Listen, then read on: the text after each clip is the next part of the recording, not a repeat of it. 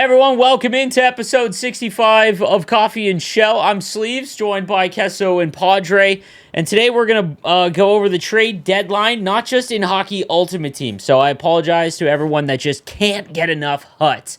We actually are going to talk about the real thing because this is, at least today and Sunday, has got to be one of the craziest trade days in the last, half decade in the NHL. So, fellas, first we'll start real quick like we always do. Kesso, you're extremely busy. How you doing, man? What have you been up to? Just school, doing stuff with my family, keeping it real, is that what Okay. people say? Yeah, man, just looking forward to the summer. It's status quo here. Been sick for the past month, off and COVID? on, but no, Okay. just like random things with my daughter I got doing you. starting daycare. So Mm-hmm. boring, but chugging along. Let's go. What about you, Stewie? What's new, dude? Not much. Just been working, playing hockey, taking care You, of the kids. I saw you took Sailor to hockey game, to the Oh, Blues I game. actually real quick story, and he will be on the podcast. I think in the summertime is Robert Thomas.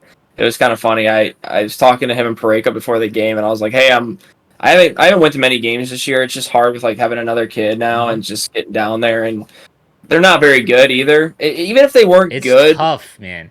it's not so much like they're bad. It's just they don't play a style that's even fun to watch. Mm-hmm. Like if they were going out and banging and they were dumping it, like they were playing like they did in 19, just like some of the physicality and there's energy.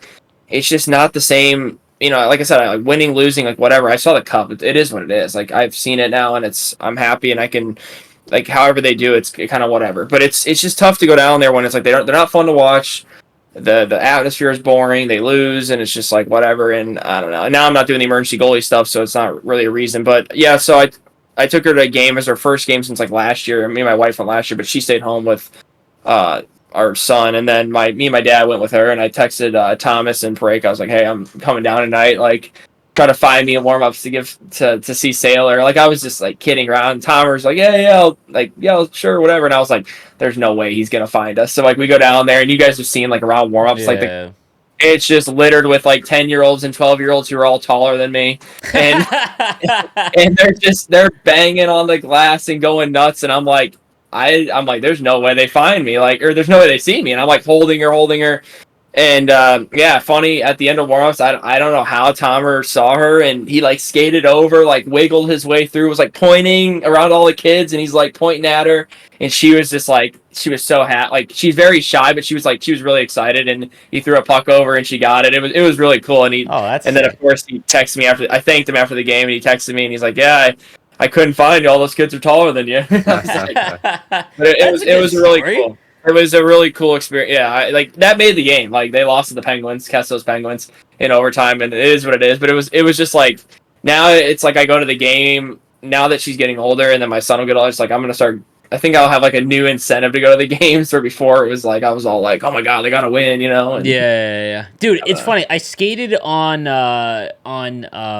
Scotia, where the Leafs play. I think Scotia. We had mhm. this conversation before. They always switch from like Rogers to Scotiabank, and It'll Canada it's Center. it's the Air Canada Center. It's the ACC. I skated on there when I worked for the company before I left to be a streamer. They were a giant sponsor for them, so every year we got to do like there was a day where we could just go as employees. And dude, it's wild how close. Like the 300 level, you could make people out for sure. Like if you had family and you knew where they were sitting, Yeah, you could easily make them out. But if you're in the 300 level, it's like the players are way smaller. But it's very weird when you reverse like what it is. So that one always like I could if it was like a weeknight, like if you were playing, I don't know, somewhere where it doesn't get a ton of fans, and someone was talking like a lot of smack, like you could definitely hear it. Like there, like no way to get around if you were like in the yeah. lower bowl for sure. All right, fellas. So let's talk the trade deadline. Let's go through. Me and Stu, we should have been recording. We were Wait, battling about the Leafs. should we do the cards first, or should we do the Yeah, let's actual trade? appease the hut lords that don't want to talk about real hockey first. So yeah, so the trade deadline event comes and they do the +2. They release a bunch of the bigger names that are supposed to get traded, and if they get traded, they go up by 2. I wish it was a little bit higher because it wasn't Yeah. like so Timo Meyer was one. for my Sharks. So it was all but like evident, like it was a 100% chance that he was going to get traded, but he only went from a 90 to a 92. I would have loved to see like a little bit more of an upgrade, maybe 3 or 4 points, because at +2 you're only getting 1 speed just because of the way that the game goes. Patrick Kane goes up to a 94. They did get some new abilities as well. I was just adding to the site, actually. I think Patrick Kane got Unstoppable Force. But they brought back Miro Heiskanen, which, not a trade deadline card, but one of my all-time favorite Hut cards, and one of the more famous ones. But Kesso had a good point. Why wasn't it a trade deadline MSP from a few? Yeah, because there's a few from like the past couple years. I think Taylor Hall might have been one, or he might have been a free agent one, but there was why am I forgetting some of them? Dude, it's funny. Me and Thrash did a video last year where I had my editor at the time, say an event from like NHL 20 and on, say an event, and we had to guess an MSP from that event, and it's almost impossible. Like, there's some, like, I don't know why, but yeah, the trade deadline event, I want to say Mark Stone and Duchesne, but I think they were just really good cards from like NHL 20. Like, because this was when Mark Stone was he was a Ottawa Senator. So that would have been NHL 20 because it would have been 2019. It's looking like NHL 21. Was there not a trade deadline event? I don't know. Like, that's the thing. I can't remember. They all just kind of jumbled together. But they definitely do. It was very weird for the Lit versus Grit Miro Heiskanen because it was just completely random. I think on Halloween, that was when they gave out Teravainen, and then the Nations of Hockey was the Kane. They listened to the podcast because we talked about it like a month ago. We did, yeah. We're like, why? Dude, yeah, I know. Like, it's so random. Let's bring back some flashbacks. Marian Hossa was one. Duchesne. Gretzky might have been an MSP. Yager was the trade deadline one from NHL 20 that was like one of the big meta cards. Really? Yeah, I just remember a Mark Stone, but I think it was an event card, not a trade deadline one. So yeah, that would have been that would have been something. But have you guys been using any of the new MSPs? Did you guys make any? I know you don't play the game, Kenzo. A little bit, very little bit. You're retiring. We got to bring that up, dude. He gave a retirement post, Padre. It was not a retirement. It was a retirement post. It was a preemptive retirement post. He put an asterisk, so it doesn't count fully. I am so spiteful. So the last time I ended my stream, it was over a month ago. I was angry. I was angry. And who, the game was angry, or like that streaming or what? Yeah, I was just at the game. I love streaming. And I was like, all right, see, like, and I'll see you guys or something. I was like pissed. And no, who's your co-host? Grizz. Grizz. I was like, I'll see you guys. You know, I might be back on. I don't know. And he's like, see you tomorrow. And just because of that, I haven't hit live again in like a month and a half. Like, so if I do say I'm done, I'm gonna be done. Even if I want to play, even if I'm dying to play the game, I'm not gonna let any of these like people online win and say, oh, so you're back. Like, so. But yeah, I love last stream ever, prepared for March 16th. What's happening on March 16th? Open qualifiers for GWC, right? What happens if you qualify? I have to play the next one, and I have to stream one more time. Okay, that adds intrigue. All the boys are going to be cheering for you to keep the stream alive. Dude, I took the day off, like, because he's ready. Yeah, so it's like 8 a.m. to 4 p.m. Can't wait. It'll be fun. Haven't streamed in a while. I can't wait to see you back streaming in NHL 24. But yeah, the trade deadline event. So like, it was a fun event. I don't know what other ways they could do it with like the cards trading and things like that. It'd be cool if like you got stuff for trading cards. Like, imagine like you got rewards if you did like trades with people. Like, like that would be kind of cool. I think this is one of the best events. How come? I really do. Because I like the real life hockey factor to it. Oh yeah, like yeah. And it might help too that I like talking to all these insiders, and then like I try to just buy all these cards up and see if they get traded. That's cool. I think I enjoy. Yeah. I'm fair warning, Kess. I think you guys are going to be getting Brock Besser here in the next That was rumored today. Yeah, Besser. I think that'll happen. I mean, like it's pretty easy. Like right, like Gavrikoff's going to go up. He'll get traded. Like I bought a bunch of Barbershevs because I knew Barbie was getting traded. He sold his house 2 weeks ago before the deadline. So yeah, like he's definitely gone. I only made like 40K off him, but like it's just stuff. Like there's just fun. That's cool. I don't know. I think it's fun. I just think it's fun. Like I think I mean, yeah, you're not gonna make like a killing or anything off these things. Like some of the old things you'd trade in like a set or the set trade in. You need like a certain card and you could like flip it and make like a ton of coins. But I do love like the real life hockey aspect. It's such an easy event for like the content team. Like nothing against it. I just mean like it's such an easy thing. It ties into real hockey. There's stuff from the past. Like so next year you could do a Timo Meyer MSP or you could do a I don't know. And I love the card art. Yeah, I know. I'd love to say that. Yeah, I know you're big on the card art. I always bust your balls about it, but it's like I think it's really cool. Art. This was one of the better ones, though, because that was actually like that like the jersey cool. swaps.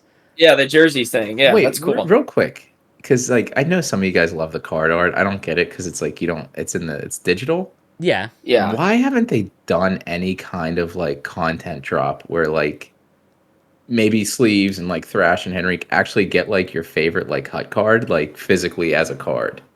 Oh, that'd be pretty cool. That'd be cool. I mean, like they really don't. I can already like hear in the background, like we don't have the budget for that. But like, there's like we got those trophies. Like, yeah, NHL 21. I remember I got that was probably the night, dude. That thing is like, I want to say like legit 15 pounds. Grab it, show the stream. It's like my goalie stick and my glove and blocker right when I ran and get it. Dude, it's legit 15 pounds. Like it's sick. Did they do that for NHL 22? And it says awarded to no sleeves on it. Like that's pretty cool. I'm a little offended I don't have one.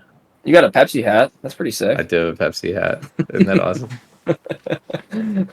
Yeah. Pepsi, baby. That's funny. Yeah, like that was so like that was the last thing that we got. It's just little stuff like that. I don't know. They just need to include you guys more for how much free advertising. I guess, yeah. I mean, I wouldn't complain, but I also won't expect it. Dude, the Sharks are losing 3-1 to Montreal. Sorry, I'm like watching the Sharks game because it's post Timo Meyer, and I'm trying to get a sense of Zetterlund. And now having Zetterlund, the Sharks haven't called up Greer. The one thing Greer has done well is he's let all of the prospects cook in the AHL, which usually the Sharks wouldn't do. Like Eklund would have been playing already, and same with Bordelot, and he just let him cook in the AHL.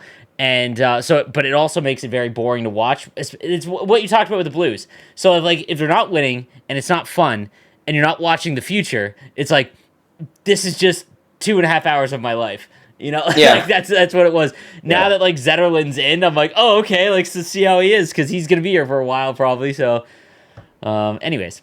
You think the trade up like we hit that pretty good then, like the content for pretty much? Yeah, let's talk real. Okay, no, I want to ask you. Yeah, let's go team by team. So you start with the Sharks, and Kessel can go with the Pens, and I'll go with the Blues, and we'll talk about our teams first, and then we'll talk about everybody. Okay, because we know our team. We know our teams best. So Kessel, you lead it off with the Sharks. Well, here's the thing: nothing's happened yet, right? Like it's not done yet. No, so nothing's happened. This is being recorded on the 28th of February. Here, how about this? What do you want, and what do you think's gonna happen? Okay. Yeah, I'll go first with the Penguins. So, like, I know right now Besser's rumored. That seems likely. JT Miller was rumored earlier, and I actually just found out today. JT Miller, I don't know how long he lived there. Whenever he was a kid, he's from Coriopolis, which is like a super small town that like unless there's another Coriopolis is like where I lived whenever I was younger. Oh, really? Which was Erie, because it's such a small like town near Pittsburgh. It's like exactly I broke like down my place. Yeah, okay. And then Chitrin was like a little bit of a rumor. Dude, he's rumored to like 9 different teams. I know, right? And he's been scratched for like 2 weeks. I'm so sick of him. Just get traded already. He needs to go. Come on, Bill Armstrong. Yeah. Like, what I want with the Penguins is like, dude, I don't care who they trade, like that's young or like draft picks, because I want them to suck and be awful in 4 years. That's like insane, so. Man. Like, what do you think they need? I watched them on Saturday, and I mean, Sid's still nasty. Malkin had a good game. I mean, dude, their bottom 6 is awful. Like, I have to preface really it with like, I haven't been able to watch a ton, but like their bottom 6 is terrible. Because like Gino and Sid are still like Crosby's amazing. Gino's having a good year. The core that they signed and over the off season is playing like well, right? Like I know Russ is having a down year, I think, but their core's there, and they were also hesitant to give away like future assets. But like, dude, and the prospect pool's like got to be one of the worst in the NHL. Yeah, but dude, once Crosby's done, man. Be as bad as you can. Like, I don't care how many first round picks you trade over the next like 2 years. You can trade, whatever. Like, how many? Every team doesn't have their first rounder if you're not Chicago. Like it's like it all just the way to doesn't 2025. matter. So like I think they were rumored to move off of like P.O. Joseph, right? Wasn't Mm-hmm. that one of them? Yep. Pedersen was one too, apparently. Yeah, Here's the Pedersen. thing. Yeah. I don't care. I don't care if they're going to be a stud in 5 years and they're going to win the Norris in 5 years because like once our guys are gone, they're gone. Mm-hmm. So it just doesn't matter to me. So like I want them to do whatever they can. Like Besser would be cool. Any of those guys would be great. I know people are like hampering on JT Miller because he's an asshole, right? Isn't that like the rumor? Well, apparently he's like not. the Aaron Rodgers. Like he gives off the vibe. Like maybe he's not in the locker room and stuff, but like what you see on the ice is like everyone thinks about oh my god, who was their He was yelling at Colin Delia. Delia or whatever. Yeah, like that was like mind-boggling to me, like because I just feel like it's like heat of the moment, and he just lets his emotions go. For sure. I watched an interview on Missing Curfew of Kevin Hayes, who's like everyone loves Kevin Hayes, like he's the best locker room guy in the league. Everyone always says and all that stuff, and he was saying like there's just like narrative going around that, like JT Miller's just like a bad guy. He's one of the best guys ever. He's like great teammate. He'll booze until 4 a.m. with you. He'll go out and score a few goals. Like he's a great guy. He's like, and now everyone has this narrative. He just really wants to win. And unlike, he's like, I'll tell someone to their face, or he'll tell someone to your face, like if he has a problem with you. Where I'm like, go behind your back and I'll say something because he's like, I'm a wuss, and it's like, and that's like, I mean, some guys are like that, and I just think this narrative's going around. I mean, and part of it's like Pedersen's very like quietish and unique, Horvat and then was like lost to the captain. I mean, and Vancouver's a mess, like so.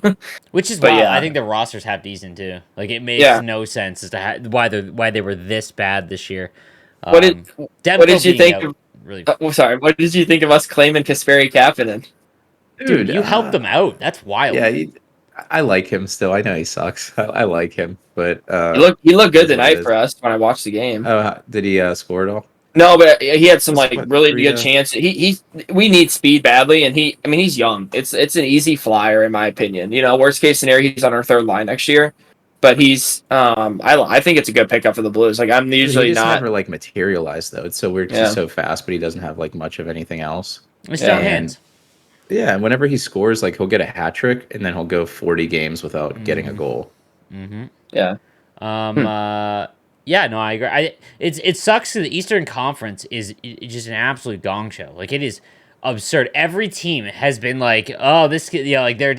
I think the real issue is that the matchups are set in stone.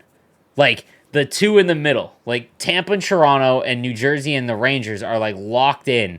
So like when one trades, that's your opponent. So we can get into that in a little bit, but like I think that like that's so then what ends up happening is that like the Eastern Conferences get better. I saw a list. If you go and take a look at the list of Western Conference players that came over to the East, like it's a mass exodus of talent that went from the West to the East this year. It's just wild, but I still think that the Penguins.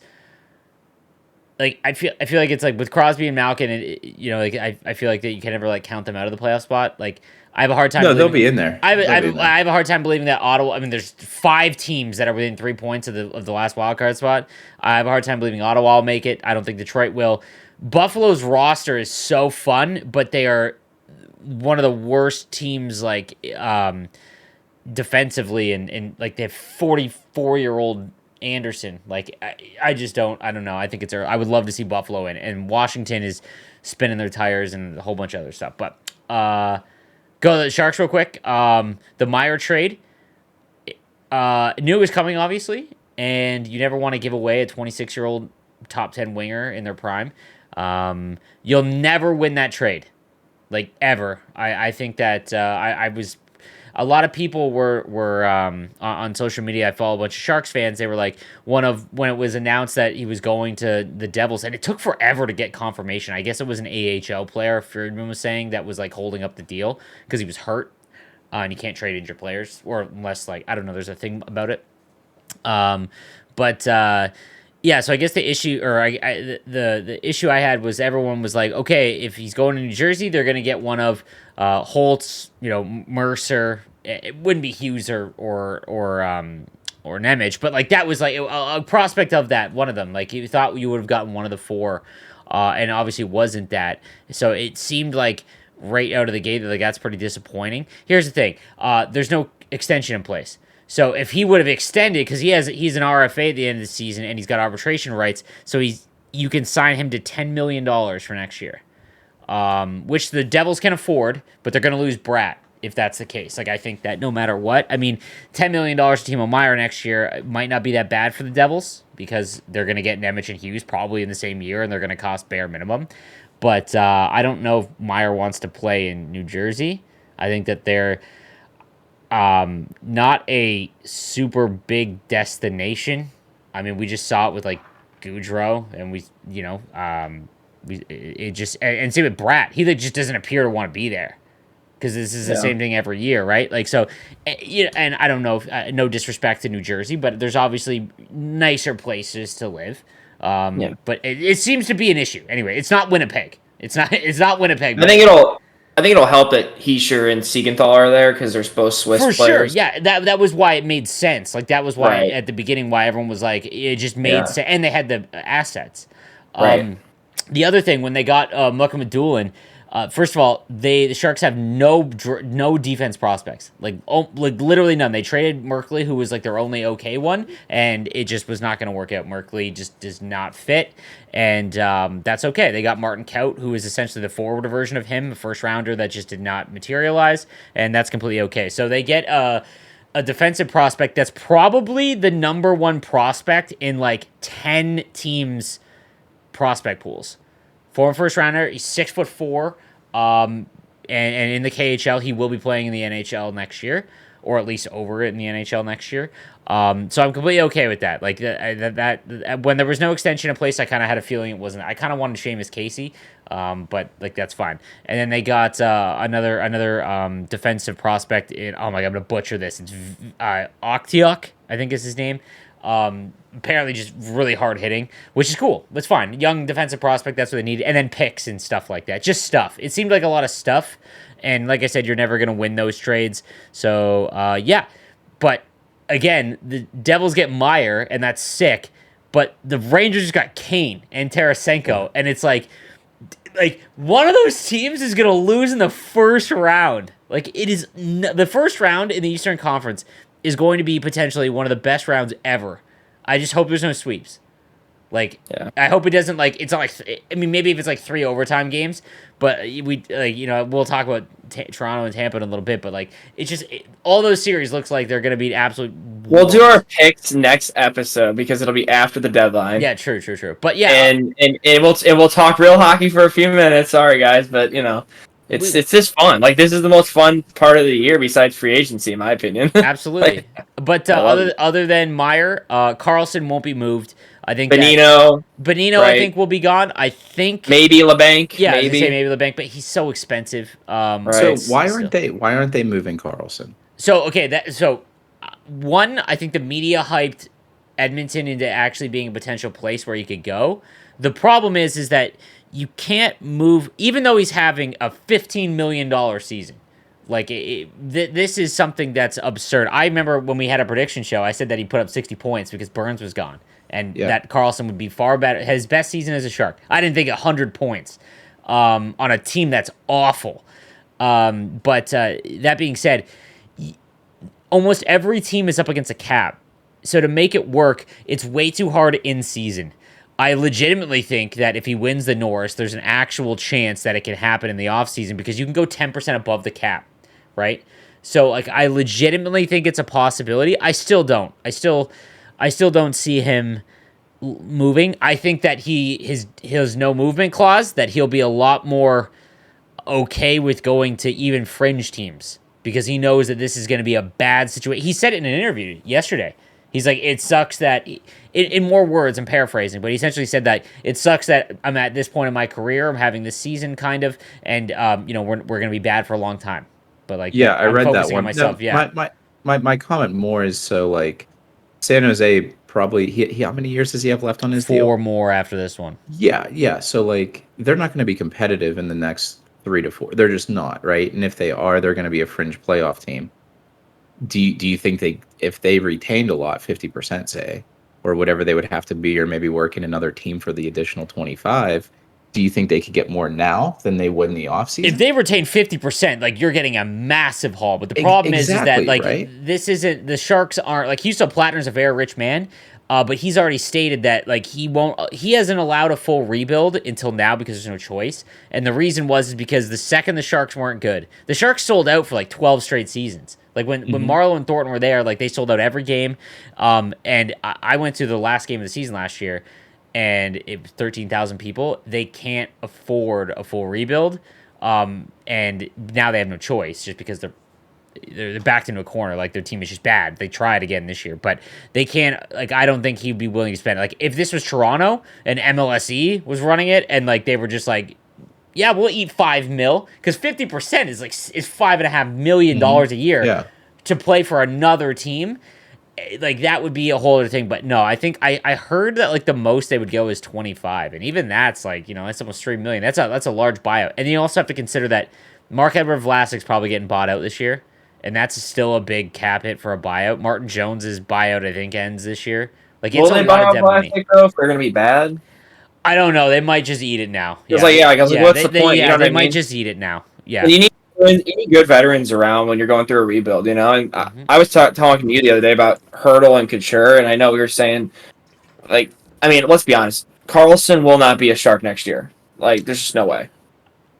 I would put it at like 70%. It's still. I would put it at like 90% because of the year he's having. I think he'll get traded. He would, like he said, and like everyone's saying, if he gets traded the next 3 days, it's almost like kind of not like a miracle, but it's 4 years at 11 million. Like it's right, so hard to make that numbers work. But I feel like retention, third team, and I feel like those kind of guys don't grow on trees the way he's playing, and maybe he goes back to Ottawa. Trade deadline next year. I could, as long as he isn't hurt, but that's the problem you're running, right? Not trading him in the offseason. And he's not going to put up 100 next season. I don't see how. They just lost a 40-goal scorer in Meyer, right? Like, so maybe even 50. So he might demand a trade by the summertime. Yeah, but like, dude, like, again, like, that's the same situation. It's like, where are you going to go, right? But, like, I feel like maybe at the offseason, because at the end of next year, it's 3 years left, and that's a little bit more palatable. But yeah, I don't know, man. But like the Sharks, I'm prepared for them to be bad. The problem is the reality I'm now like thinking about. Like it's 3 more seasons before they maybe sniff the wild card. And I'm just like, dude, this season's been hard. But I think it'll be better when, again, they haven't put any of the rookies in the lineup. So even when you're watching hockey, you can't get excited because there's no hope. Like I don't get jacked up when Nico Sturm scores his 12th goal of the season. Like because he's whatever. Like when I get to watch Eklund next year or Bordelot or Bedard, like that would be, dude, it could happen. It could literally happen. And that's pretty sick. But anyways, that's the Sharks. That was a long part of the Sharks. What about the Blues, bro? I feel like you're like in this like purgatory. Yeah. They did a lot. They did. They did a lot of stuff. I pretty much knew all the guys that were going to get traded, and I still think there's more. I still think I don't know. I think Doug's going to try to move one of the defensemen pretty hard the next few. Not to say it's going to happen, but I think Parayko, Krug, one of them will get traded. I don't know if it'll be by the deadline, but I think they'll get traded at least by the summertime. But right now, there's a lot of people saying Parayko might get traded, whether it's Ottawa, Winnipeg. What's his cap hit? He has to 6.5. Ooh.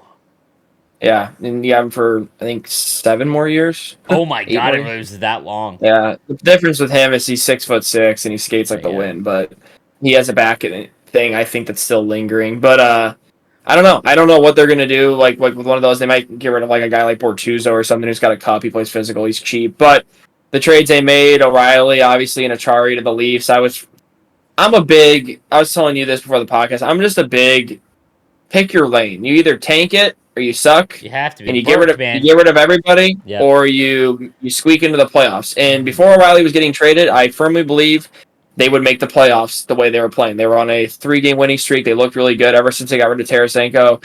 I am not a huge Tarasenko fan. The way he is, like as a player, I'm not going to talk about Blues, like how he is. I mean, the Rangers fans are going through that right now. Yeah, well, yeah, and they, Charles Ferris was nipping biscuits. Oh, I'm so excited to get Tarasenko, and then now he's watched him for like 7 games. He's like, he's not moving his feet. I'm like, he doesn't move his feet. He doesn't do much. Like you can hide out in St. Louis. You can't hide out in New York. It's It's a good There's point. a difference.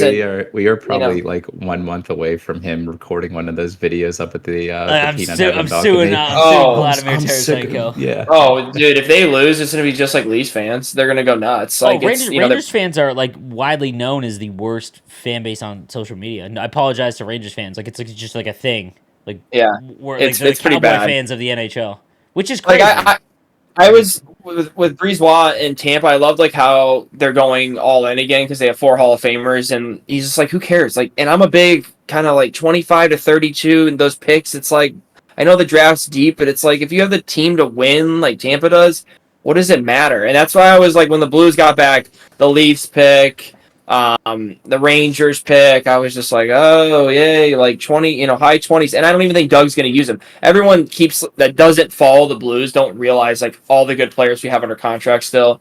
You have Shen, you have Buchnevich, you just have Kyrou and Thomas's extensions kicking in next year. You have too many Saad, Letty, Pareko, Krug, Bennington. I mean, those are big name players, and they're not going to tear it down and rebuild it to the studs. It's going to be a quick. I mean, I think they make the playoffs next year. That's how confident I am. It's funny because like when Tarasenko went, the pieces were in place to go get Meyer, and like that would have been like. Well, I heard Meyer didn't want to sign here. That's the problem. That's the same situation as the Devils, man. Like, is that like fan bases all assume, like that. It's like the human element of sports, and these guys get one chance, especially ones that are very good, get one chance to go Johnny Gaudreau or Doug. I mean, Dougie Hamilton. I mean, Dougie Hamilton had like 4 different teams, so like I think that like it was more about the money than the place that was just willing to have him. But like it's you only get one of the 2 of those shots, man, and especially when you go to say like. We talked about this before. Is like living in San Jose when they were good was like one of the best places. They had their shot at every high free agent. I mean, Christ, Tavares was almost a Shark. If it wasn't for those pajamas, like he was literally the Sharks had a $12 million offer, and that was the 2 it was down to. So you go from there to like St. Louis or New Jersey. It's like then the offer better be like 9. It better be 9. And I heard a rumor about the Devils Fitzgerald not wanting him to make more than Hughes. But Hughes is like $8 million. Like, well, he's gonna have to suck it up because it's gonna happen. Yeah, because Hughes signed that was like unbelievable. I think that's why the Blues. So from what I heard, the Blues offered 2 firsts, and I don't know if they offered anything else more than that. They offered 2 firsts, which is pretty good. But he didn't want to sign here, and that's the difference. Is you saw what Fitzgerald said. He's like, you can't. Well, Fitzgerald's like I'm gonna risk it because he's gonna play in the playoffs for us this year. Where if he would have came to St. Louis, he would have finished out the next 25 games and not made the playoffs and have a nice summer. You know what I mean? And I think that was where it broke down with the Blues. I heard that you guys are actually asking for Perunovic, Snuggerud, and a first, which that would have been a pretty decent first. That would have been a pretty crazy package. But I don't know. Apparently the Sharks actually shot down the Blues offer. It wasn't because they actually shot down the 2 firsts. But so that was what I was. They wanted the Blues first, which would So, but that was rumored. Like I said, the Tarasenko thing I was cool with. Him and Mikkola going to New York. Like I said, I think Vladdy. I know he's 31. He's not a game breaker. I think a lot of people.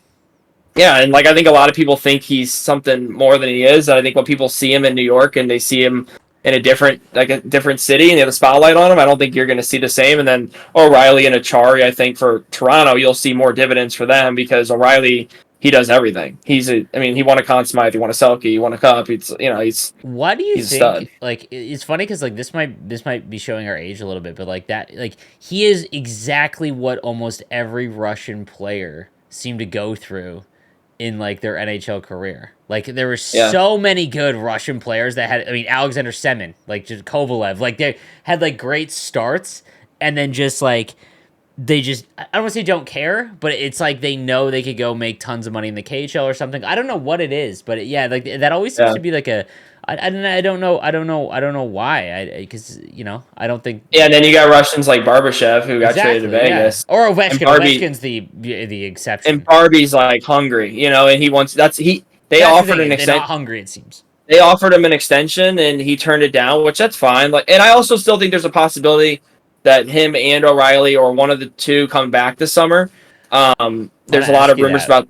There's a lot of rumors about that, but the Barbashev thing, I think that was a great move for Vegas. Yeah. I told you guys, or I know I told you this, Lise, but I said out of all the guys that are leaving here, I think Barbashev is the one that's going to make the most impact He should have been on the their Leafs. team. I'm stunned that in they the didn't playoffs. try. I'm stunned that they didn't. Not to say O'Reilly's going to be bad for the Leafs. I just don't know how far the Leafs will go. I have more faith in Vegas going further in the West than the Leafs going further in the East. But anyways, you're going to ask me about the extensions this summer. I think O'Reilly has a better chance of coming back here. It's kind of hilarious. I see these like Leaf. How many times? No, what I was going to ask you is, I was thinking about this on stream. How many times has that ever happened? Like, the only one I can think of is like Ryan Smith. We had two here. We had Keith Tkachuk and Doug Waite. We traded Keith Tkachuk to the Atlanta Thrashers. Yep. And he came back here. We had Doug Waite, trade him to Carolina. He won a cup in Carolina, came back here. Then we traded him for Andy McDonald the next year, kind of said like, which he was really pissed about, which actually turned out great for us. Because you guys remember Andy McDonald. He was a stud back in the old days. For the Ducks?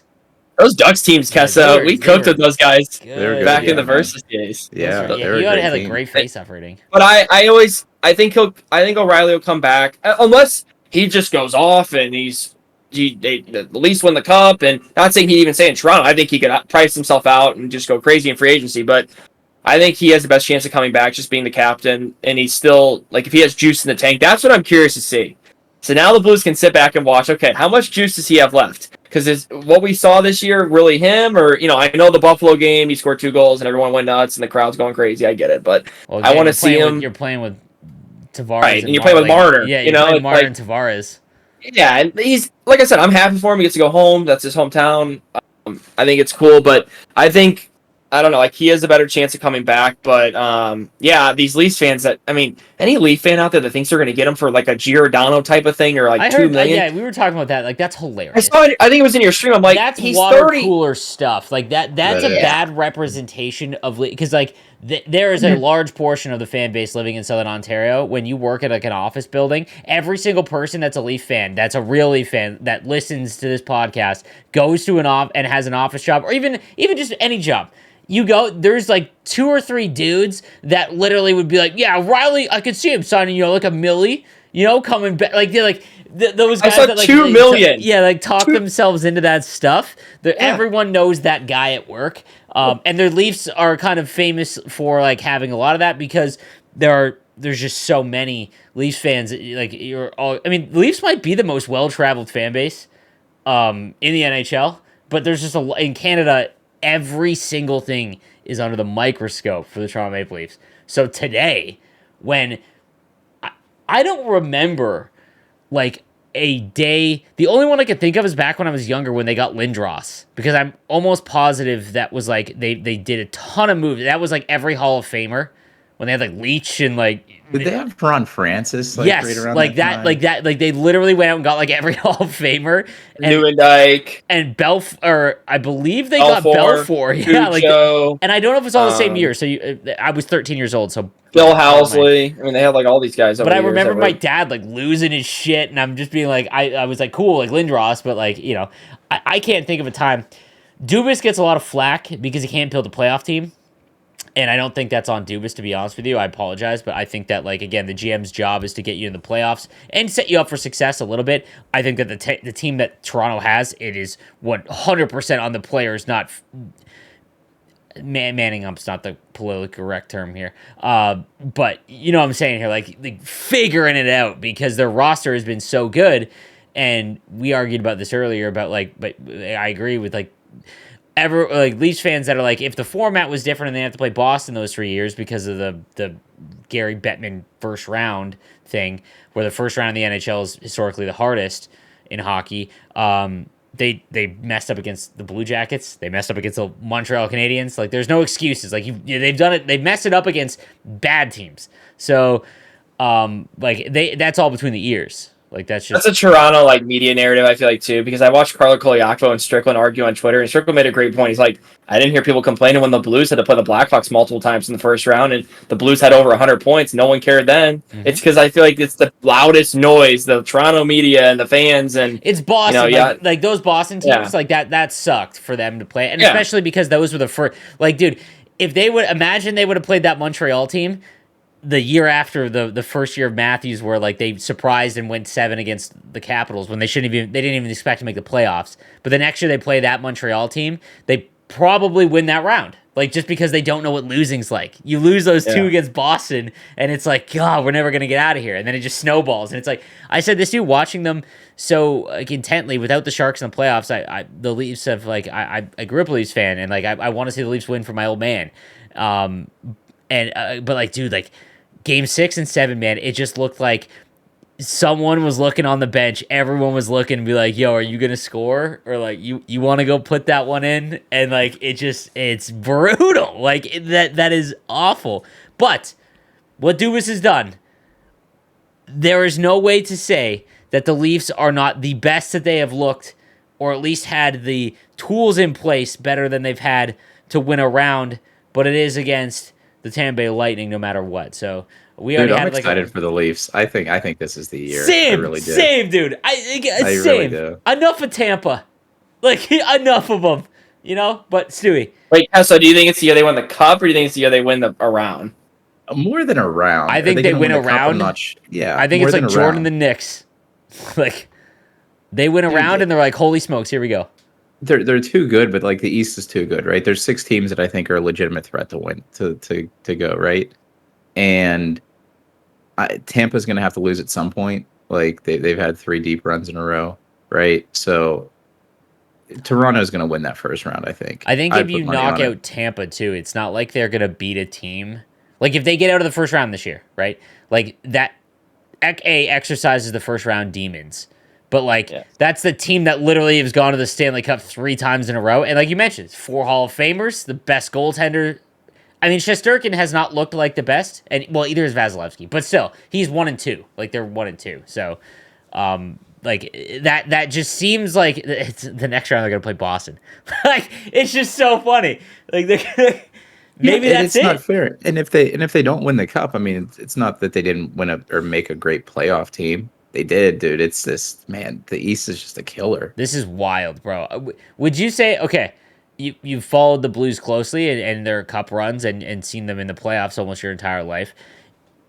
Do you think that because the Eastern Conference is so difficult, that by the time the team gets to the Stanley Cup, that the Western Conference team has a better chance? Or does that really not matter?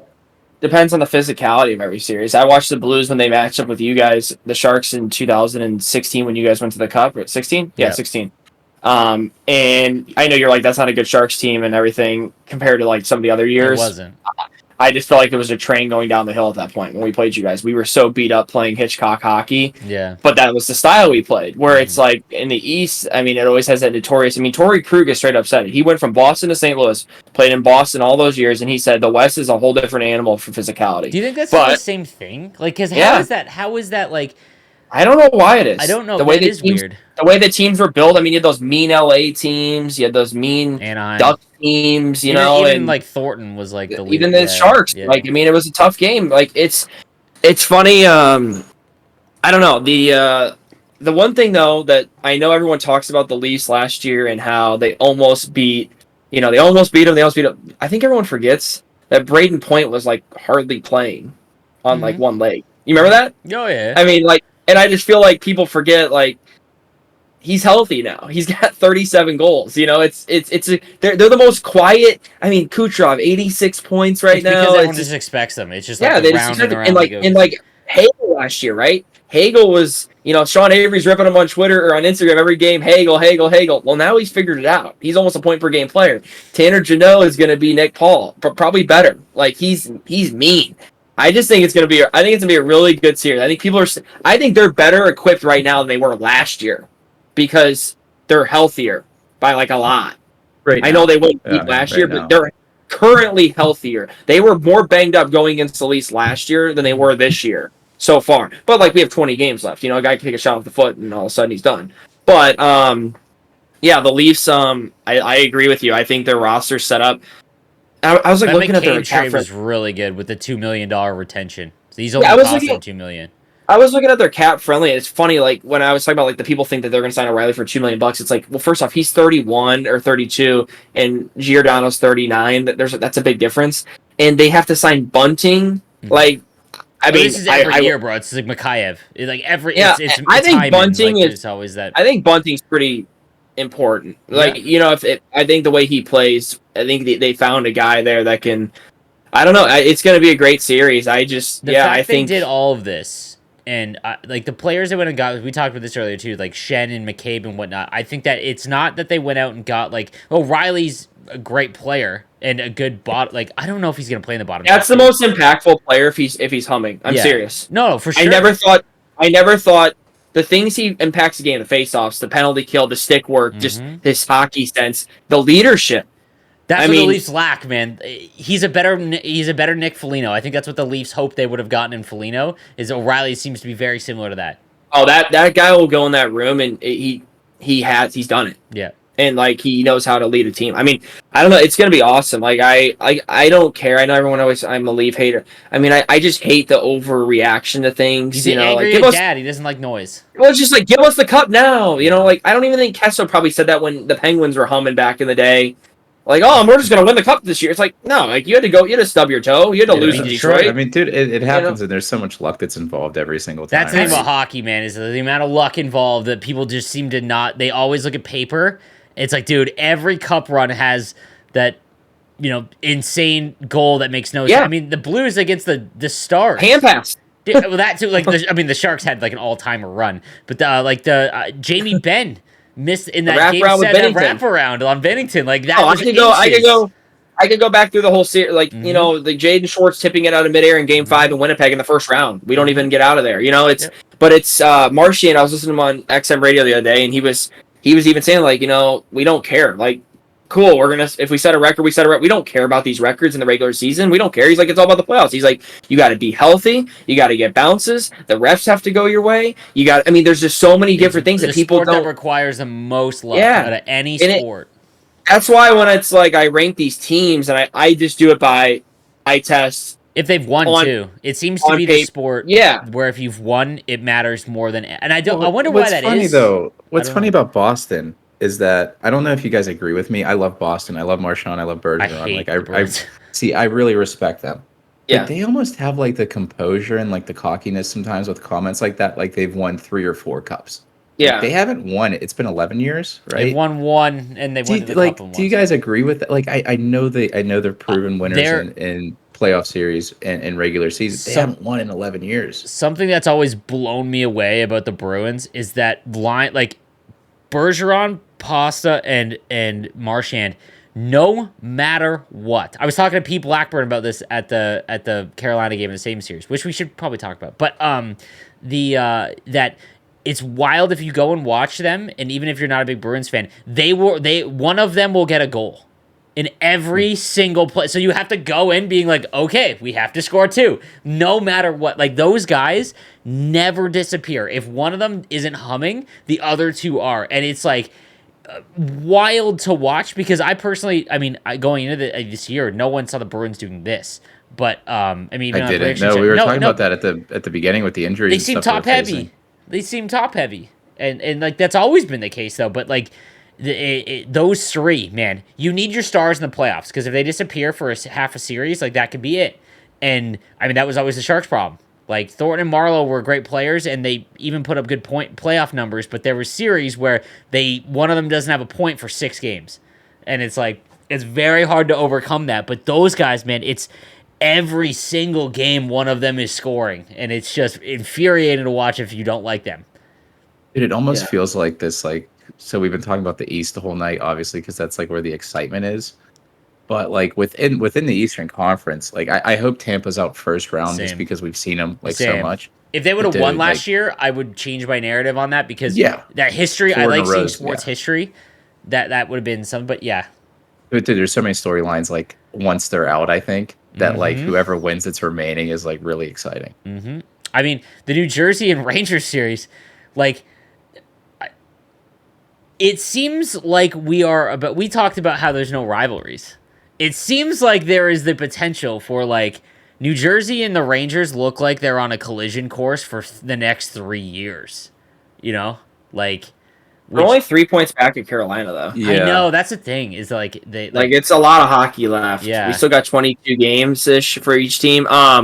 You know, I was thinking though, like when I was making my in my brain, we still don't know. Teams are going to add probably before Friday. Still, even the Leafs might. I mean, who knows? Dude, the trades they made getting Rasmus Sandin, which is crazy because I thought he was actually pretty good, but getting that first round pick back and then having, I think they have $3 million cap space right now. Like, I thought they might go get Chikrin. Like, I thought like that's what they were setting up for. But anyway, sorry, go ahead. They would have to give up Nyes probably to get Chikrin. That's the thing. They've done all this without. But they might as well do it. Yeah. If you're Dubas, you do it because you're saving your job. But that's like Kiprios today saying that he's like Dubas is doing this for his job, not the Leafs. like you know what I mean? Like this is it's for his job at this point. He's doing all this, not for like the history. But I when I was doing these teams, I'm like doing like in my brain. Okay, so like Boston's got great cohesion, right? Tampa's got great cohesion. The Leafs, Rangers. Like I'll use those two teams because they, everyone's like Kane, and Panarin. That's a lot of moves. Yeah, it's new to fit in. Like the Leafs, I get it. Like O'Reilly, it looks good in the beginning. Okay, but you're bringing in McCabe, you're bringing in Chet. They might do another move. That's a lot of moves in the next 22 games that you have to gel together. Yeah. I mean, Kessler, you saw this with Pitt. Yeah. And Iginla.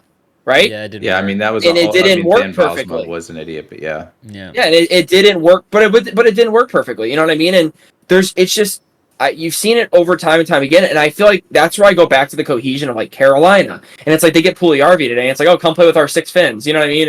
And all of a sudden Puljujarvi is going to become like a really good player, let's talk quickly about the Stadium Series. So I went to the Stadium Series for the event, and bro, I went to the first night I got there. I got there on the Wednesday, and the event wasn't until Friday, so I got in like early, and I messaged Pete and Blackburn, and I was like, man, no one else was in, and I was like, let's go catch this Hurricane game. It was like 5:30, and I'm like, I'll never go see a Hurricanes game in PNC Arena, just because like I mean, again, if you're not from there, like it's on a destination. I love Carolina; it's really cool. Also, the arena.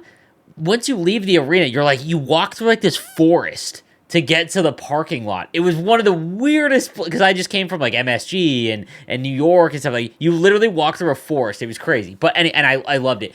The atmosphere, bro. They love their team. Like it was really fun, and they are fun to watch. Again, I feel like they're a team that if you were not a fan of Carolina, you don't watch them. And I missed watching Brent Burns, but Seth Jarvis is very good. Natchez is very good. Aho, like their team is very, very good. I think that they just need their goaltender to stay a little bit healthy. But they are going to be very difficult out. And yeah, I think that when you're not a big market team and you're able to make all these trades and stuff, you have to think with we need to keep these guys, and it might not be a destination for a lot of people. There's a lot of cohesion and a lot of like homegrown guys, and like that just comes. It was Cam Ward's retirement night, by the way, which was that was pretty cool. It was dope. Damn, it's crazy though. It seems like yesterday was like rookie year whenever they won the cup. Dude, like, Gerber, 16, bro, 17. He wasn't even the starter. Yeah. It was wild. But yeah, like so like the Stadium Series, also the game. I've never been to an outdoor game, but I talked to a lot of people that had been like NHL employees that had been, and at NC State, I thought it was where the Panthers play. I didn't even look. Whenever I go to these things, I'm like, I just go where I'm supposed to be show up where I'm supposed to and things like that. But so where the PNC Arena is, where they play NC State University, University.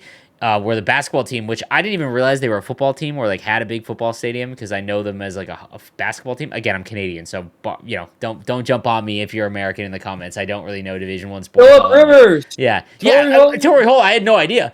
So the arena though holds 60,000. It wasn't so big like the big house where you needed binoculars, because apparently like that was like legitimately when you were there. It was very intimate. Like I couldn't believe it. They gave us tickets dead center ice, 20 rows up. We could see everything. They did the flyover, the fireworks when Carolina scored. Like, it was unbelievable. Did you stand the whole game? I stayed until the third period. No. Stood. Like, did you stand up the whole? That was something that was kind of annoying. The first, 10 minutes of the game, it's freezing out. Okay, I say freezing, but it was 30. But you were outside all day, night, too. So. Yeah, at night, it really got cold. So everyone was just standing, And Yeah. I couldn't catch a buzz, like, so we didn't have time to get a lot of waters beforehand. So like if you're not kind of jonesing or getting catch a buzz, have a few beers. It's tough when it's that cold because you're just like it's just cold. I didn't have gloves or anything, but I was with Carlin and a couple other people, and Carlin had done the LA Kings game, and she talked about the game at Dodger Stadium, and she was like, it's 3 hours minimum to get out of here. Like at that, so she was like third period. I left at the third period, and also the game was kind of a blowout.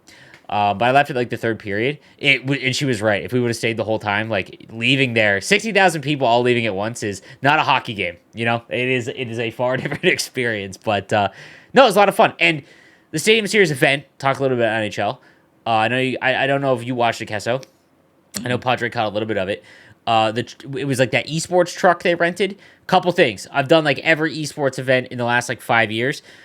Coolest location because we were outside, which was kind of cool, but it was right in the fan fest. So like kind of like the all-star game, but you had to walk in, and the way they had it was you walked in and you had to walk past the truck. So like we had a big crowd early on and throughout the whole thing, which was awesome. The other issue, though, is Carolina. Very difficult to determine the weather because on the Wednesday when I went out to the Carolina Hurricane game, it was 75 and I could have worn shorts. Like it was humidity, unbelievable. Then it rained Thursday, and then by Friday or Saturday when we had the event, it was freezing. Like it got real cold, especially when the sun went down. But yeah, it was fun. Regs lost. I think it's just Good. Yeah, Good. Exactly. Much like Tampa Bay. I joked beforehand. I was like, man, NHL 23 was shaping up to be the year where we finally get new people, just because of how the game plays. And of course, Gren wins the All-Star event, and it was shaping up where Regs was going to win the Stadium Series event. It was like, oh my god, it's like here we go again, But Regs gets beat by Boyley, who I got to meet, doesn't speak English at all, really. And he used to stream snipe me constantly when he was a kid.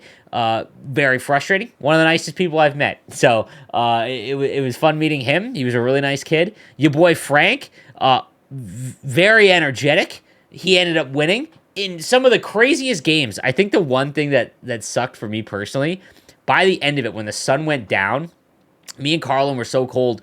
She went and bought a space heater beforehand because she'd done like outdoor stuff. We literally had a space heater. She would bring it up on the desk when I was doing play-by-play, and it was showing the game, so you couldn't see it. And we were just like huddled around it. And we were just like, man, it'd be cool if this was a 2-0 sweep. But the series were actually awesome. Dude, he blew. This is total NHL 23. He got up 6-1 in the second period. They weren't all pretty, let me tell you. Boyley comes back, your boy Frank. Boyley comes back, scores 6 straight. It's now 7-6. Frank scores in the final minute to tie it, and then wins in overtime, which would have been the biggest collapse ever in the history of an NHL esports event. But it ends up, not really mattering. But it's just wild that was a possibility in game. You want to hear my hot take? And this is nothing against you, Frank, if you listen to this, and I'm sure somebody will tell you I'm going to say this and whatever. I mean, that's fine. I watched the games. Nothing against Frank. I like Frank. I think he's funny. I think he's a good. All those kids are good. They're all probably if you way get better there, than me. you're very good. Yeah. Like whatever. You know what I'm saying? Like that's fine. I think if it's versus, Boyley beats him. Maybe even Dotson. Yeah. The Frank. The thing that Frank did though. Here's the thing that Frank did. Besides the best team, right? I think he was smart and he bought into the most overpowered ability, which is truculence, in my opinion, and used it correctly. Kesso and I have messed around with it. If you don't take penalties, it is so broken. The guy will lay on the ice for 5 seconds. He was getting 30, 40 hits a game, and he bought into a system, which it worked for that tournament, but like in Versus, you can't have a whole team of, guys like that. And I feel like Boyley, unlike Regs, when he played Junior Pens, which is one of Frank's good friends, he was moving the puck quickly on Penn. And I don't think Penn's even said, I ran all truculence, it worked until I played Regs. And then he, boom, boom, boom, he was moving the puck quick. I don't think Boyley ever not say, he didn't see move, it, but... That's no one plays like that. Other than Pens. Right. No one plays, because if you go for hits, that's giving up a breakaway or... I mean, he had everybody. He had Buka Boom. He had the Ovechkin 89 with the gold truculence on his first line. He completely bought into it. And like I said, nothing against him. He won and he did it, and that's great. I'm not knocking. I just think it just goes to show you though the difference of a HUD event and a Versus event, and it's crazy because the abilities come so much into play. At least at this stage, I don't. When the draft stage happens, I don't know how much abilities really matter. Yeah, they But probably, you get what I no, mean. I don't. You Maybe I'm notice, wrong. Maybe you notice watched the you watched every single second. you Maybe I'm wrong. notice Yager, bro. Like, Yes. so when he had Yager, Boyley and Regs both told me he's like you can't get the puck off of him. Like, and Yeah. he's easily the best hut card I think I've used this year. I don't know. He's been absolutely nuts. You get unstoppable force on a dude that's like 6'3", Yes. 230. Like they Like just Tage don't. Thompson. Yeah, they just don't lose the puck, man. Even with truculence, it's the only way to like handle like guys like that have that. I've been going back and forth. Well, now we're back into HUD, but it's I've been going back and forth with, do I build these team builders?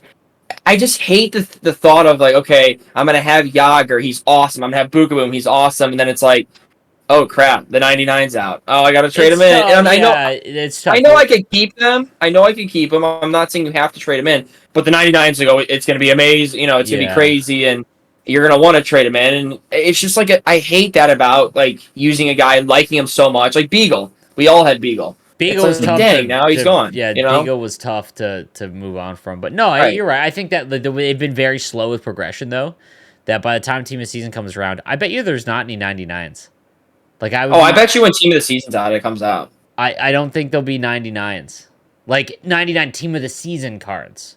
No, I meant the team builders. No, would be but after even team of the builders, season. I bet they go to 98 again. I bet they go scummy, and it's You think 98s. I don't know. I could just see that. That's very EA. Dude, and then what? And then 99. And then that's Like what they did another- last year, and that's again, it was +3 each time. So, but Dude, imagine how hard it'll be to build those whenever 3 people are playing the game. I know, bro. Yo, Xbox 5,000 cards in the auction house. PS5 at least has like 10, but like it. You're seeing like the problem like it's very difficult because it's just hard to find cards. But yeah, so the same series event, the esports truck thing, I thought it was like, okay, whatever, this will be kind of lame.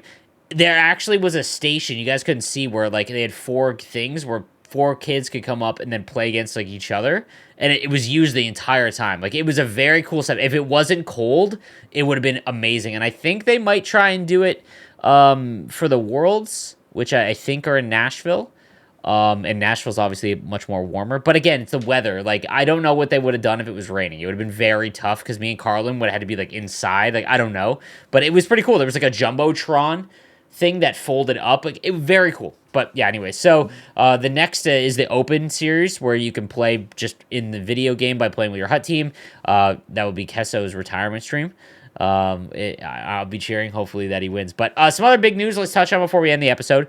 New content schedule. So Hawk and Moose, they have, I don't know, everyone on the HUT content team, they went from all 5 days, 5 p.m. new content, to Tuesday, Wednesday, Friday. So Monday and Thursday, no more content. What are your thoughts? Kesso? Yeah, I see Fasto, tweeting all the pictures all the time. It seems like there's more on those like Tuesday, Wednesday, Friday, and better cards overall. So this week, from my understanding, was the first full week where they took advantage of it. So like the theory behind it, I guess, is that they can do those custom build things to an extent that we invented. We got to give ourselves a pat on the back when like you know what I mean? Like game changers never change the game, but when we do, you got to like, So anyways, It's not the full build thing, but them trying to at least differentiate a little bit. So instead of just every card going up by +1 when an 89 version of a card comes out when the 88 was the prior one and everything just going up +1, they're like taking a few stats and raising like their shot if they had a really good shooting, a couple goals that night, that thing. And now they're actually able to do that and take some time and kind of hyper focus on less cards but make them actually sought after. I think that's cool. And there's far less cards, and I don't think that's a bad thing. Thank God. Yeah, like how many 84 overall SHL players do you need? Mm-hmm. You don't. Exactly. And then some of the custom builds, like you saw that they were usable for a long time. There was that 85 Tage Thompson. There's that 89 Ovi. Yeah, and those were on Frank's team. Exactly. Those wacky Wednesday cards with brutal name. They got to figure something out. But like those cards are all pretty sweet. That Mark Stone, that is like I use them. Bro, 94 speed and acceleration.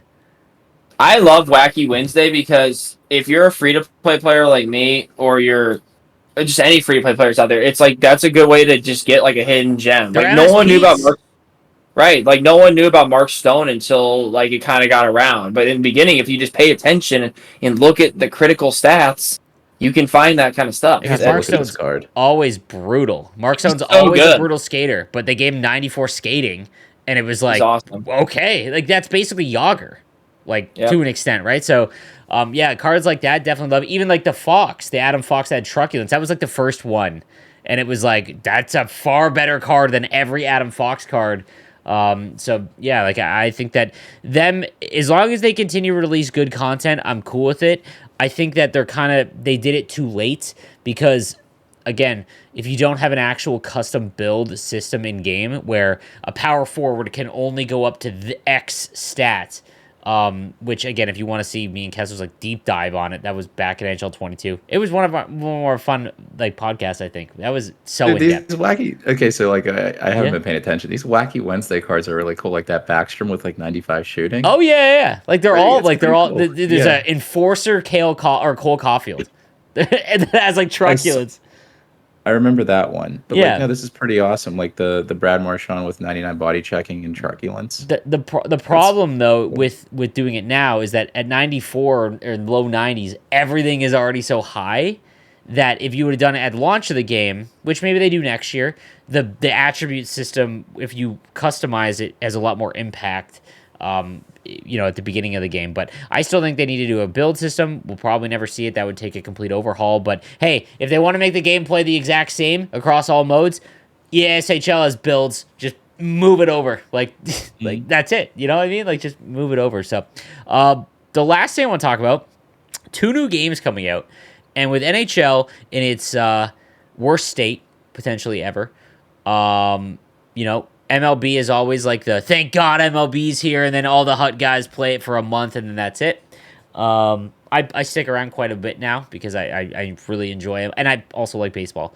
But Padre, I know you'll be getting MLB, right? Oh yeah. Dude, some really cool changes where it actually looks like they are addressing major issues in game. They are also going to be the first Ultimate Team game to ditch the progression method, which is wild because it could blow up in their face or it could be completely change the industry. So if anyone that doesn't know, doesn't follow MLB, essentially what they are doing is day 199s. And then technically there has been day 199s in MLB, but that is only if you spend an exorbitant amount of money because you can collect the live series cards. It's a very card collecting thing where instead of trading in like just 85 overalls, you have to literally collect every single card to get these 99 players, and there's only 3 of them. Apparently now there will be multiple 99s that you can get right off the bat, and they have a thing called Grind 99 where every card is obtainable without spending money. And that's great for the consumer. It's because you're getting 99 overall cards. I think their thinking was, we released this, like, I'm going to use the NHL terms. We released this special 90 overall Alexander Ovechkin in April. Or no, bad example because Ovechkin would get a ton of cards. We released this 90 overall Alex Barabanov that Sharks fans want to use all year round, right? An MSP. Let's say he gets an MSP in October and he's a 90 overall. But by December, that 90 overall is just like, like that's not fun.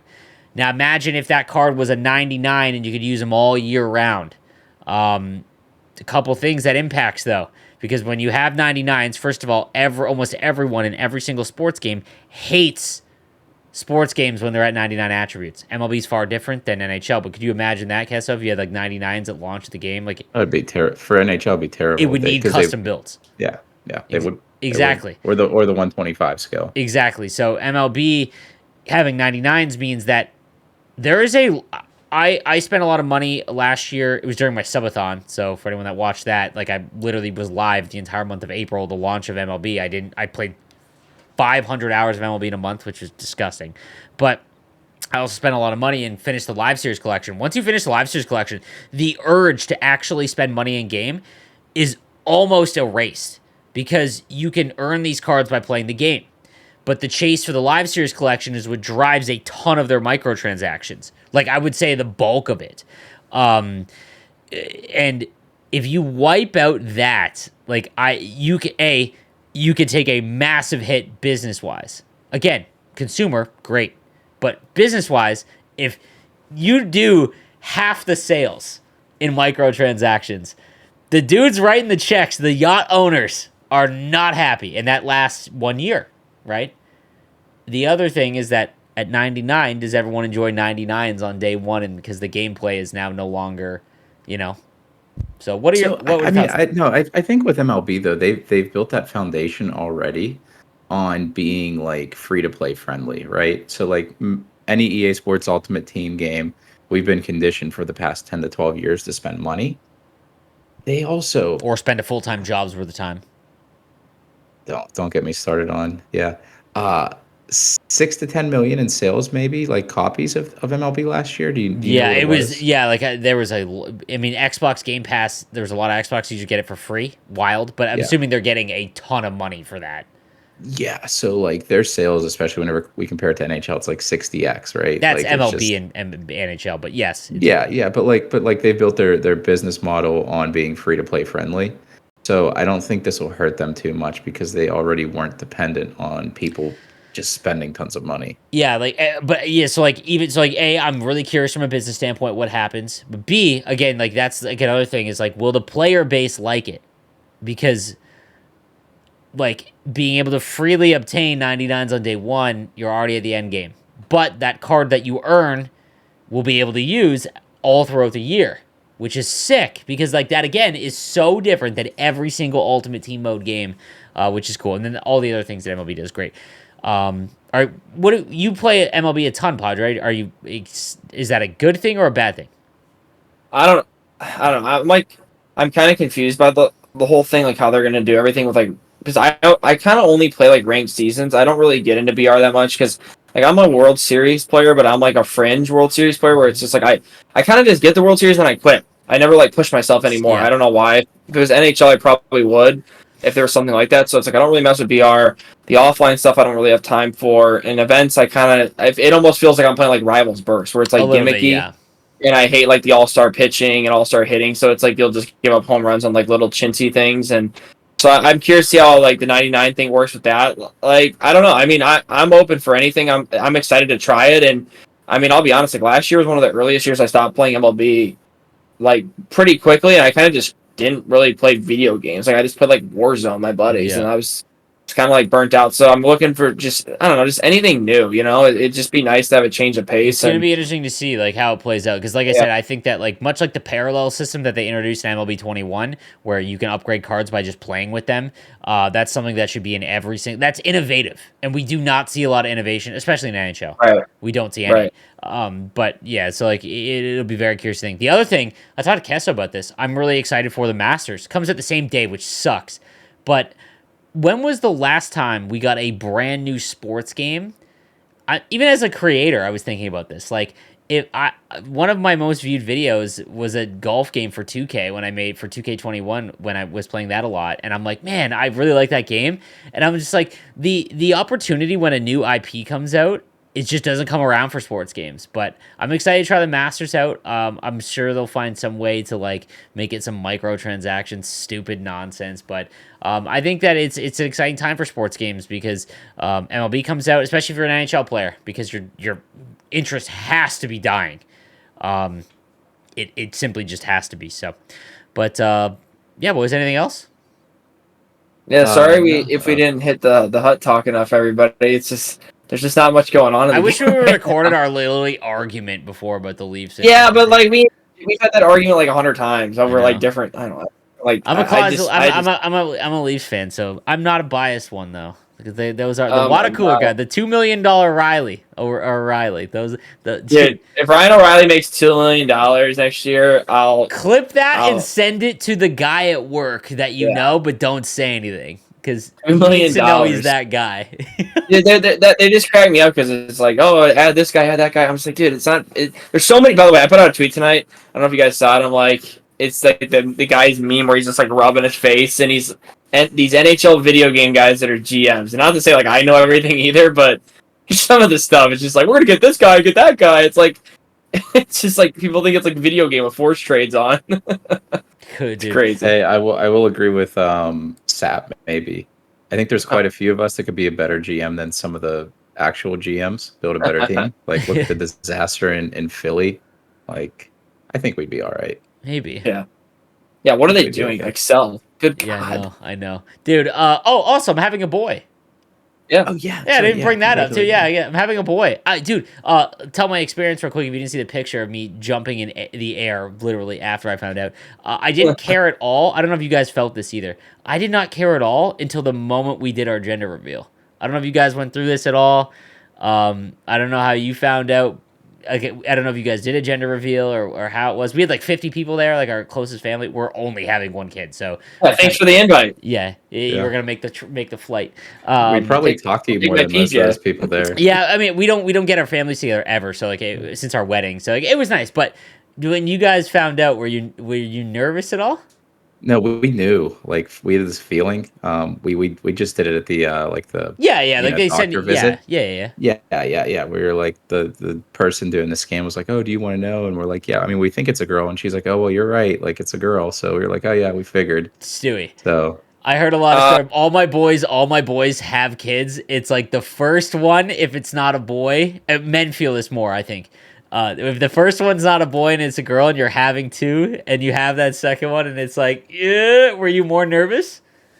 not really, because so like the first time we did this like a simple like cake cutting thing with our Yeah. immediate family, and like when I cut in, it like didn't click in my. I'm like seeing pink, and it like wasn't registering. It's like, wait, oh my god, it's a it's a girl. Like what? Yeah. And then like then it clicked in my brain because I was like, what am I gonna do? Like I can't like Yeah, do all dude, the yeah, boys. yeah, yeah. But it's like it didn't. I didn't care like leading up to it. I was I all didn't about like either, worried about the bro. I didn't care health, either. the health. But then yep. like once it happened, like the day after, I was like, okay, like who, like what does it matter? And then once I had like a girl, obviously, and like I meet her and stuff, it's like I could have had like 4 or 5 girls. Yeah, Now absolutely, yeah. when she turns like 16 or 17 and 18, I don't know. I Yeah, mean, we'll maybe see. things will But change. Yeah, maybe things no, will change. But yeah, 100% second the time same I was thing. kind of We yeah. we had this like little beehive thing, and Skylar Mhm. made like Pinterest it, and then we literally got the envelope and we just gave it to my stepmom. She's the only one in my family I trust to not say anything. So we this was like, I mean, she's been pregnant since December, so we've waited a long time. But I was gone the entire month, so like this was like the earliest that I was back. So I'm hanging the thing up, and it's like held together at the bottom. And we tug on it, and then it comes down, and I could see the bottom, and I didn't care at all. And I saw this like red marking on the beehive, and I was like, "Oh my god, it's a girl!" And then I got really nervous, and I was like, I didn't care at all. It was like much like you said, like health. And then I was like, what am I gonna do? I play video games. I watch, like I mean, like not that girls don't, but like I feel like guys go through like what are you gonna connect with? I don't know if you thought about that, Kesso. Like I was like, what am I gonna do to connect? That was my like fear No, thinking about it, I didn't rational. really I didn't really feel that way because I don't know. I just think Are you gonna have more than one? yeah, we are. We're gonna have a few more, but Okay, like so it's less. Yeah, yeah. I'm only having No, one. but it's not. But it's like video games. Well, like I know a lot of girls that play video Yeah, games, and like my that's not wife me and saying I. that they won't, Yeah, but yeah. No, I knew you weren't saying that, but like yeah. my wife and I play video games together. Like whenever it comes to like music or anything else or like movies or the only thing I'm probably not going to be like braiding her hair or something. But Yeah, like if she wants me to, exactly. like maybe Yeah. that's a bonding thing, and it'd be Yeah. fun. Like it is what it is. No, Yeah, absolutely. I've been playing Barbies lately with my daughter and stuff. And no, I'm just kidding. Not really. It's actually funny now that we have a boy and he wants to bite on everything and like chew on everything. I take my daughter's Ken doll, like the boy, and I give it to my son, and he just gnaws on it, and she freaks. She's like, she like grabs around his hand. I'm like, he's just playing Barbies with you because Daddy won't do it. Like I just get easier about it now. No, but it was good, man. I was super pumped. So my wife is also Awesome. very hard headed. So I was like, man, when she's a teenager, this is gonna be an absolute disaster. So I was like, I don't know. It was fun though. But yeah, I'm having a boy. So, yeah, fellas, another banger episode. We talked for a Somehow. long time. If you guys, yeah, let us know in the comment section if you made it through the whole thing. I'm always curious to see how many. A lot of people must because the average view duration is always mind blowing. So appreciate it as always, fellas. All right, so we'll see you guys next week. You guys, we'll see you next week. Oh yeah, Yeah. yeah. All I right. think so. I think so. You All never know. right. We take it week by week here. Great exit. Peace.